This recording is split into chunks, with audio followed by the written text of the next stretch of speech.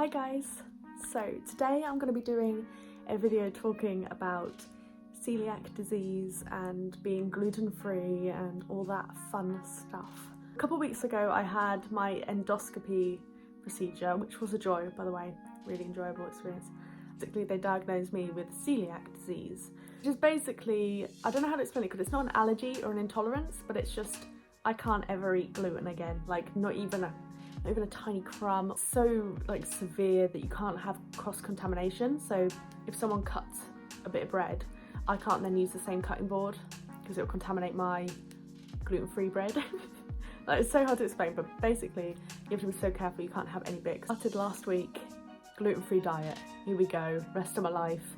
I had a huge binge before that though.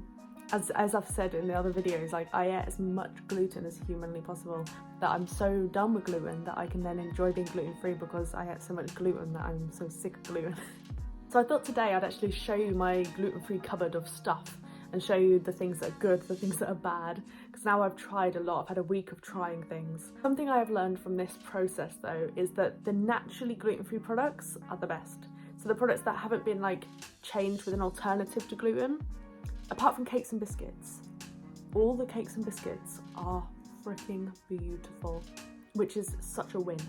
Chocolate cake, all the cake, hobnobs, they do gluten-free hobnobs, exactly the same as normal hobnobs.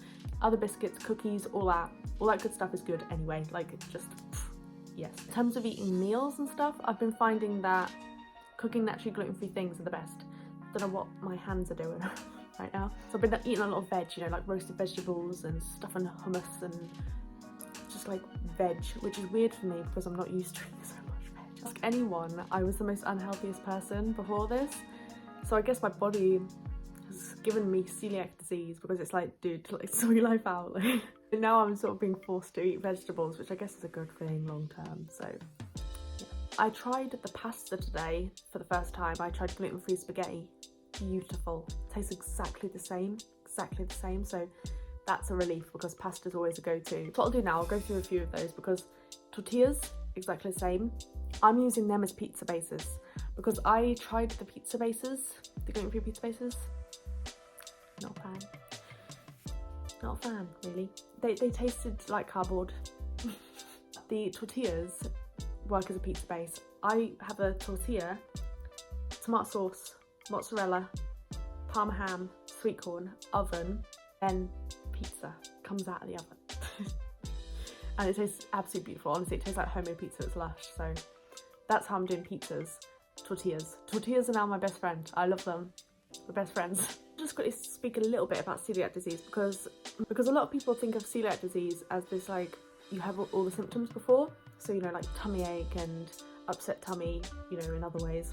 And just like loads of other symptoms, but it can be completely silent. I had a silent celiac disease because mine, I didn't really have symptoms. The reason I got tested for it was because I was anemic, and no matter how many iron supplements I took, it didn't improve. I was still low in iron. No matter how much iron, my body didn't absorb it. So that's the symptom of celiac disease, is that you can't absorb nutrients. So then that's when they tested me for it, and then they found out that I was celiac. But a lot of people don't have symptoms. So many people in the universe who are undiagnosed celiacs. My mum's now getting tested because it also can run in the family, so my whole family is now getting tested for it. There's loads of things that I'm hoping will change now that I'm going gluten-free. There's things that you don't really think of as symptoms. Like with the iron, with it being anemic, I was so tired all the time. All of that I'm hoping will completely go back to normal.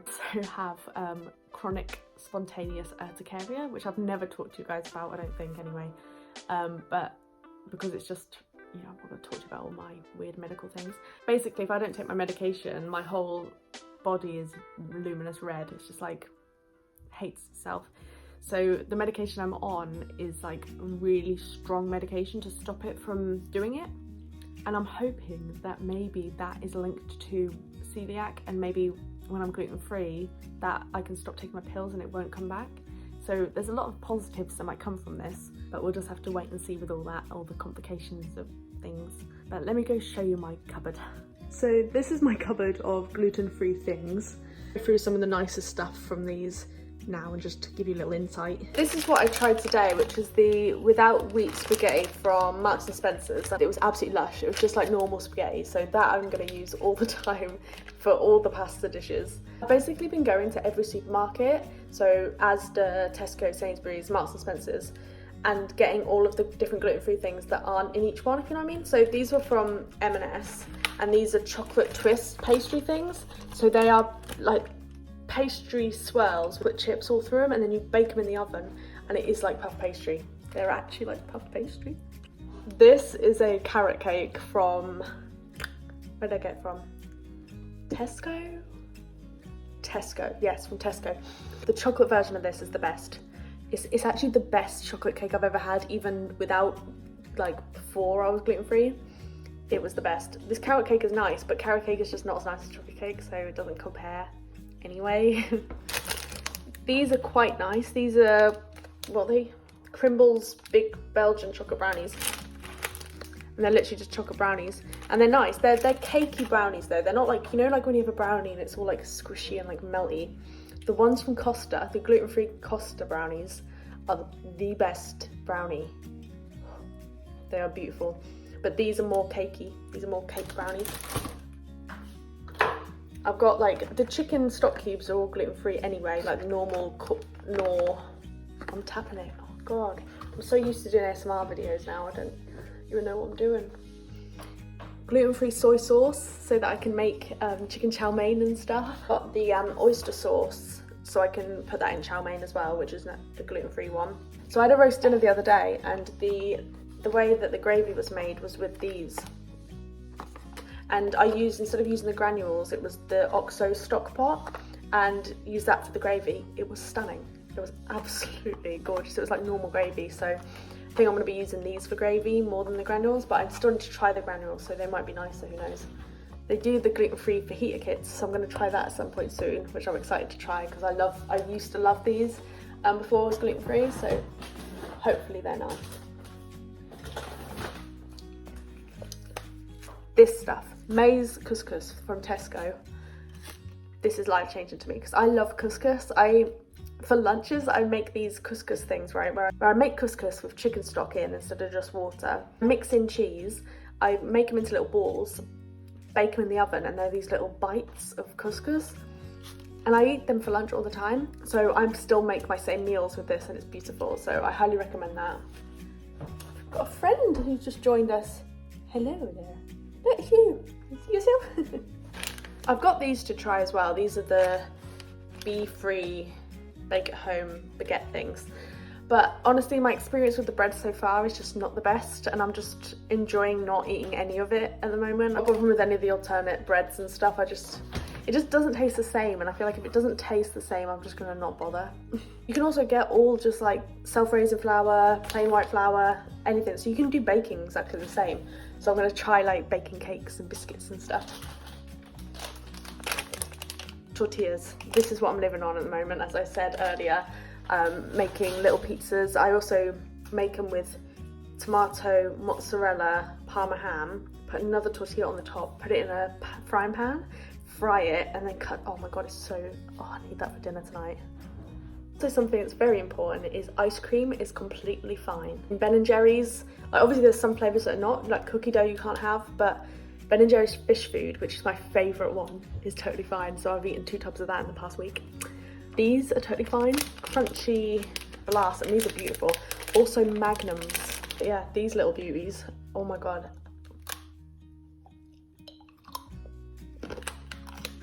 Which have honeycomb flavoured ice cream in the middle.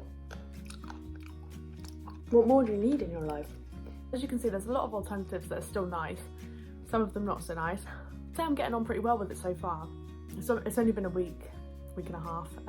At the moment is eating out.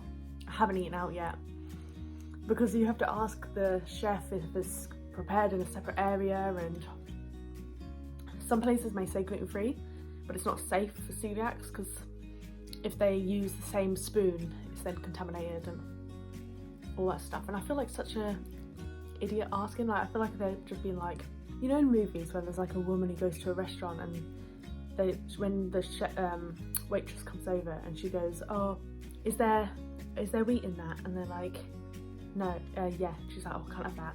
And then they go through everything and she goes, I want no blah, no blah, no blah. I feel like I want to be one of them annoying people that are in comedies. Do you know what I mean?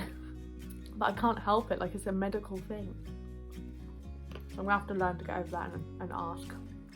But this is just a video to check in with you guys. I haven't had much time to film on this channel, and I don't know how long it's been now. I don't think it's been that long, but I've had a lot on my plate, so to speak, lately. But I have loads of plans for videos I'm going to do on this channel. I've just got to find time. I'm actually in the middle of decorating my studio from an art studio into a filming and art studio. I'm so excited. So I'm going to not be filming videos here anymore. It's all going to be done in the studio, and oh my god, you guys, I bought so many cool like decor. I've also bought some decor for my bedroom, and it looks really cool. Like, no, it hasn't arrived yet, but like the stuff looks really cool. Hope you guys are doing well, and thanks for sticking around. Oh my god, I was so close. That was actually interesting to any of you, because if you're not celiac or gluten-free or anything, I don't know, it's not very interesting, is it? But you guys have been asking about it, so I thought I'd give you a little update. But thanks so much for watching, you guys, and I'll see you in the next one.